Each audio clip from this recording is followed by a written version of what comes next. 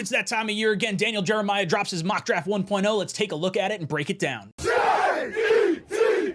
Jets!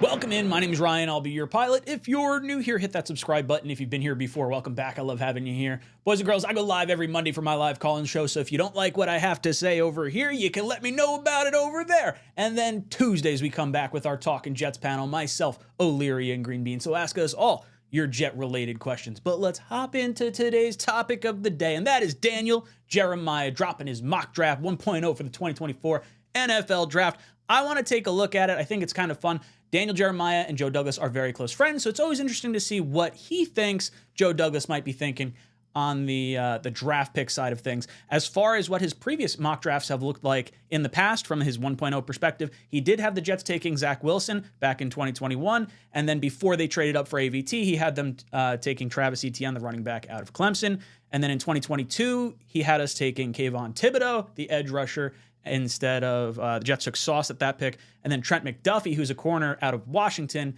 had us going him at number 10. We took Garrett Wilson at number 10 at that point. And then last year in his 1.0, he had us taking Broderick Jones, the tackle out of Georgia. That's what a lot of Jet fans, I think, projected us to do. And then we traded for Aaron Rodgers. We slid back 2 picks, and the Steelers took Broderick Jones right in front of the New York Jets when they traded back with the Patriots.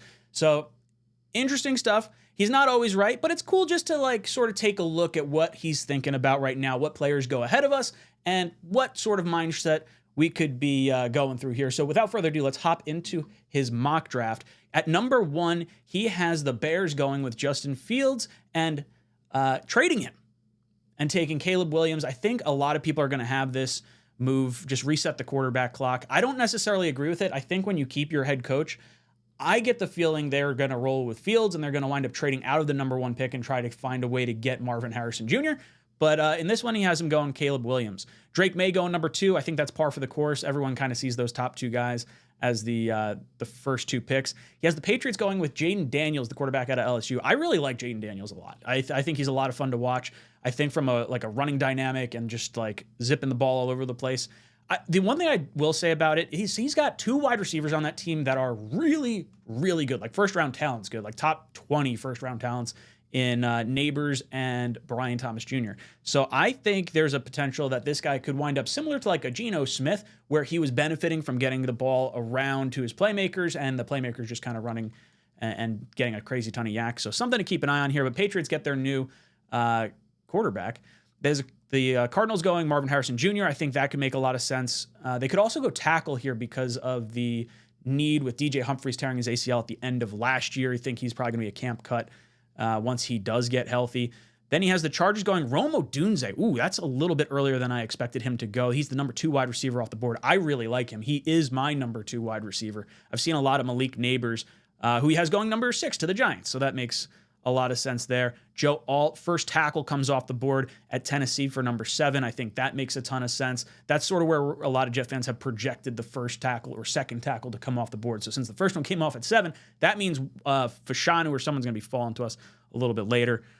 You got Atlanta taking the edge rusher, Dallas Turner. I could see that after getting all those offensive pieces.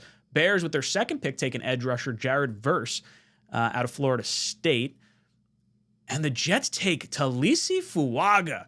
All right. So he says, I love Fuaga's tape. From his career at Oregon State, I think we'll see him move up draft boards. During the evaluation process, he's massive and powerful. New York Jets offensive line is screaming out for more help as the Jets look to protect Aaron Rodgers. So this is the first time I've actually seen Fuaga mocked over Olu Fashanu. Olu Fashanu is the left tackle from Penn State.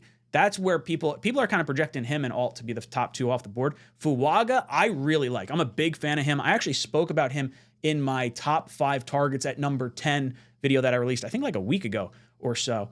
But yeah, let's hop over into that. This is what I have on Fuaga. He is a right tackle for the Oregon State Beavers. He is 6'6", 334 pounds. He is a team captain. That is a critical trait for New York Jets players and draft picks, specifically in the first round. When you are saying, I am sending a statement about who we are taking in this draft, This is who embodies what a New York Jet is. They always go and look for a captain. He has 1,564 snaps at right tackle in his collegiate career. He's known as a violent son of a batch of cookies in terms of his run blocking. He will road grade people, and he finishes his block. He like drives dudes into the ground. He's a lot of fun to watch.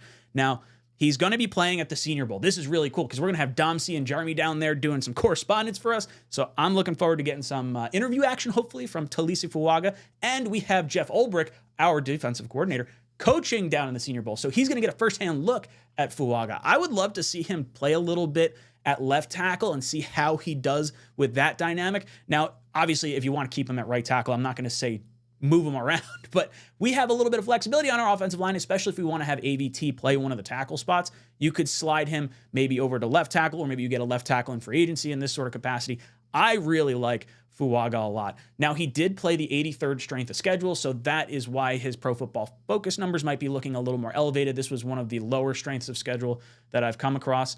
I think there is a good chance that he's going to rise up draft boards come the combine and interview process. This guy's really, really good. He has 12 career penalties too, so he doesn't really get penalized all that frequently. As far as big boards, Pro Football Focus has him at number 11, NBC Sports number 14, Pro Football Network has him at number 15, CBS Sports 22, and NFL Draft Buzz at 27. So right now you could see him kind of being in that late teen sort of mix and possibly drifting up towards number 10, or maybe the Jets can trade down a little bit. I don't want to play too much rolling of the dice on the offensive line. I really like Fuaga a lot. If this was the selection at number 10, I would fully endorse it. We got to figure out this offensive line, and just adding more young bodies is the way to do it, because these guys don't generally hit free agency. The ones you're getting in free agency, there's problems. They want to get paid enormous contracts, or they want to have, maybe they got injury history, or there's some sort of personal type thing. This is how you get your star offensive lineman. But it's a lot of high-end picks. You're already talking, you spent a first-round pick on Becton's, first-round pick on AVT, first-round pick on Fuaga, second-round pick on Tittman. You got to figure out the O-line. So this could be the last gasp for Joe Douglas in terms of trying to figure that out. So, guys, let me know your thoughts on Daniel Jeremiah's mock draft, the top 10, the New York Jets taking Talisi Fuaga. Are you guys excited for that pick? Do you like it? Do you love it? Do you want someone else at that particular spot? Do you want Olu Fashanu instead? Maybe a receiver? Brock Bowers was there? Let me know in the comment section down below. And as always, go Jets. Jets, Jets!